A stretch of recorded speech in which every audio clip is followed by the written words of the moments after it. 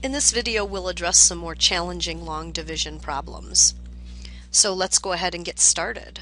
Sometimes we're asked to do long division of polynomials, and the dividend, that's this number here underneath the division symbol, is written in standard form, but there are some jumps between the terms. So in other words, we start with an x cubed, we miss x squared, we miss x, and we go right to 8. And so here's a rule for polynomial division, and that is when you set it up, if there are terms missing, you have to fill them in. Otherwise, it won't work out. So you need to rewrite this as that. Okay, so because we need the practice, let's go ahead and work through this one. So we're going to start out looking at the x here and the x cubed here, and we write x squared up there, and then underneath this we write x cubed plus 2x squared. Do you see, if we had done that here, we would not have been able to subtract 2x squared from 8. All right, we subtract and we get negative 2x squared plus 0x. Once again, we're going to look at the x, the negative 2x squared, and write negative 2x there. So we get negative 2x squared plus 4x. Right? So we're going to subtract. Ooh, did I write plus 4? That should be a minus. Bad. You would have caught that in class, wouldn't you have? Good. So now when I subtract, I get 4x plus 8, and I look at the x and the 4x, and I get plus 4 there, 4x plus 8. When I subtract, I get a remainder of 0. All right? And so what that means is that x cubed plus 8 can be written as the factors x plus 2, x squared minus 2x plus 4. And that should look familiar because that is the form of sum of cubes factoring. Remember that? So if you had recognized that on a test, you wouldn't have to do long division. You could have just told me the answer.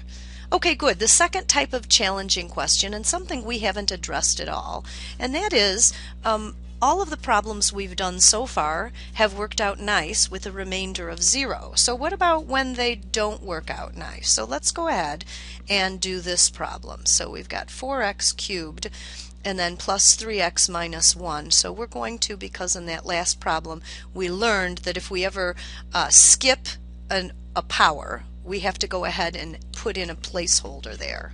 Alright, so when we go ahead and do this division problem, we start with 2x and 4x cubed, so I'm going to write 2x squared. I get 4x cubed minus 2x squared, and when I subtract, I get 2x squared. These cancel out. I bring down the 3x, and this time I look at 2x and 2x squared, and I say what I need to multiply by is x. So I get 2x squared minus x. When I subtract, I get 4x. I bring down the 1, the negative 1. Okay, last time I do this, I look at the 2x and the 4x, and I say I multiply by 2, and I get 4x minus 2. All right, so this is shocking.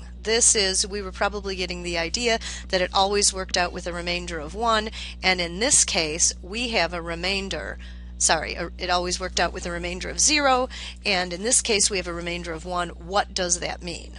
Okay, well, what it means is that if we were going to write these as factors, we would say that 2x minus 1 gets multiplied by 2x squared plus x plus 2, and then do you remember from long division what we do with that remainder? When we have a remainder, we always put it as a fraction over that divisor, that thing we're dividing by.